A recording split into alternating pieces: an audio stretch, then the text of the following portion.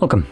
In front of me is a Redmi 15, and today I will show you how you can insert SIM card into this device.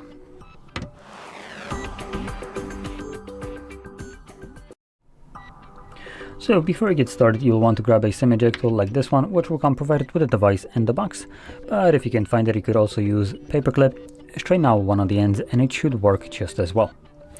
Now, once you have either one of those, you can then pop out the tray, which we do need to take off the case. And the tray will be located on the top left side of the device, right here where the pin is holding. I'm gonna push it in. You can see that the tray pops out enough for you to pull it out. Now on the tray you have space for 2 SIM cards, or 1 SIM card and 1 SD card. So we do have one dedicated spot for the SIM, and this bigger one serves as dual purpose. You can place SIM card sideways on it, or normal SD card, well, the normal way.